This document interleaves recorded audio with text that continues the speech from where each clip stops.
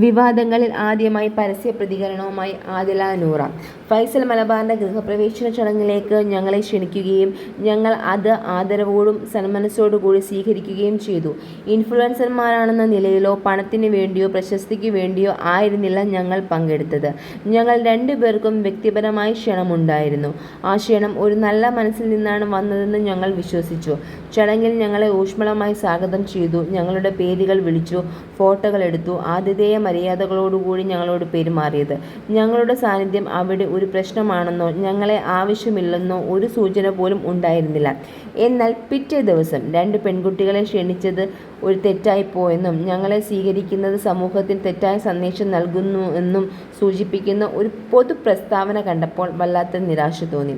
ഒരു കാര്യം ഞങ്ങൾ വ്യക്തമാക്കാൻ ആഗ്രഹിക്കുന്നു. ഞങ്ങൾ ആരുടെയും വീട്ടിലേക്ക് ബലമായി കടന്നു ചെന്നിട്ടില്ല, ക്ഷണമില്ലാതെ ചെന്നിട്ടില്ല. ഞങ്ങൾ ഒരിടത്തും ഒരു വ്യക്തിയോടും അനാദരവ് കാണിച്ചിട്ടില്ല. ഞങ്ങൾ ആരാണോ ആ സത്യത്തിൽ അന്തസ്സോടെ ജീവിക്കുന്ന 2 മനുഷ്യരായിട്ടാണ് അവിടെ ചെന്നത്.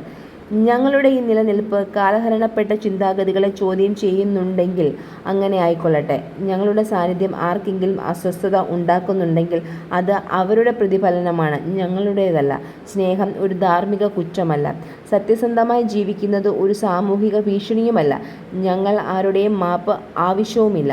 ഞങ്ങളോടൊപ്പം നിന്നവർക്കും സ്നേഹം കാണിച്ചവർക്കും നീതി നിഷേധിക്കപ്പെട്ടപ്പോൾ ശബ്ദമുയർത്തിയവർക്കും ഹൃദയത്തിൻ്റെ അടിത്തട്ടിൽ നിന്ന് നന്ദി. നിങ്ങളുടെ പിന്തുണ ഞങ്ങൾക്ക് ശക്തി നൽകി. നിങ്ങളുടെ ദയ വിദ്വേഷത്തേക്കാൾ ഉച്ചത്തിൽ ഞങ്ങളിലെത്തി. ഞങ്ങളെ വേദനിപ്പിച്ച യഥാർത്ഥ പോസ്റ്റ് നീക്കം ചെയ്യുകയും പകരം പുതിയ സന്ദേശം പോസ്റ്റ് ചെയ്യുകയും ചെയ്തിട്ടുണ്ട്. ഈ തിരുത്തലിനെ ഞങ്ങൾ അഭിനന്ദിക്കുന്നു. ഒപ്പം ഇത് എല്ലാവരെയും ഒരു ലളിതമായ സത്യം ഓർമ്മിപ്പിക്കുന്നുവെന്ന് ഞങ്ങൾ പ്രതീക്ഷിക്കുന്നു. ആളുകളെ മനുഷ്യരായി കാണുക, ജാതി, മതം, ലിംഗം, ഐഡന്റിറ്റി എന്നിവയുടെ കണ്ണിലൂടെയല്ല. മനുഷ്യത്വവും ആദരവും എപ്പോഴും ഒന്നായിരിക്കണം.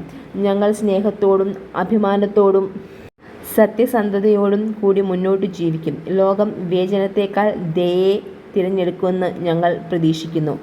ആദിലയും നൂറയും ഇൻസ്റ്റഗ്രാമിൽ കുറിച്ചു.